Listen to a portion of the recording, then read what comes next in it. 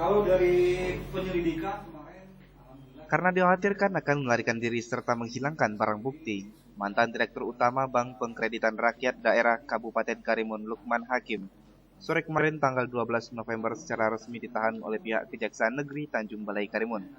Di hadapan awak media, Kepala Seksi Tindak Pidana Khusus Rizky Rahmatullah mengatakan saat ini tersangka dititipkan di Rutan Kelas 2B Tanjung Balai Karimun. Indikasi kerugian negara yang dikorupsi tersangka Lukman Hakim mencapai 1,5 miliar.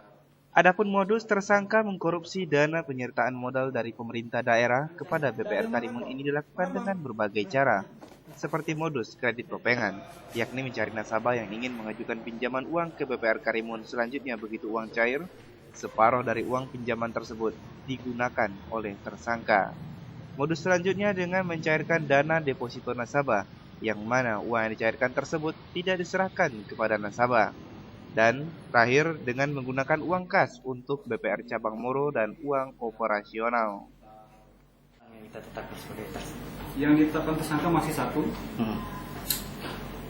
LH selaku mantan Direktur Utama PD BPR Karimun. Tapi tidak menutup kemungkinan apabila ada keterlibatan dari pihak-pihak lain, ada pihak-pihak lain yang diuntungkan, ada pihak-pihak lain yang juga secara material terlibat, bisa saja tersangka bertambah, tapi belum bisa saya pastikan sampai saat ini masih satu orang. Pasal disangkakan terhadap tersangka? Pasal yang disangkakan terhadap tersangka itu kombinasi.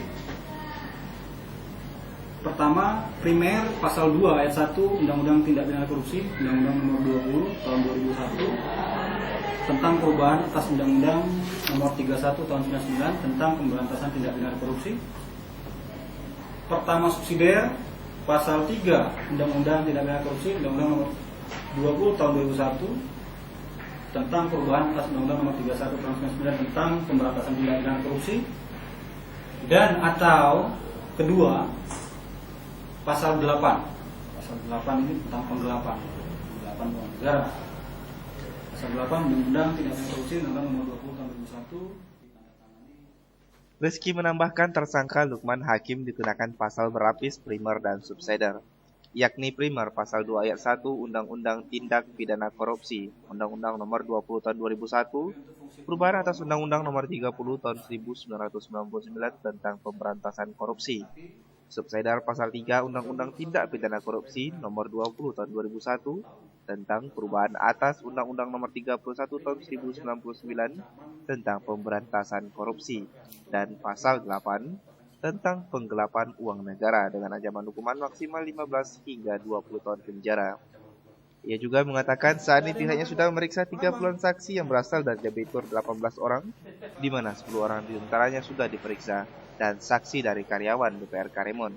Dan jika ditemukan ada pihak lain yang menikmati uang ini, akan ada penambahan tersangka baru tergantung dari pemeriksaan lanjutan. Chandra Wijaya, Karimun TV.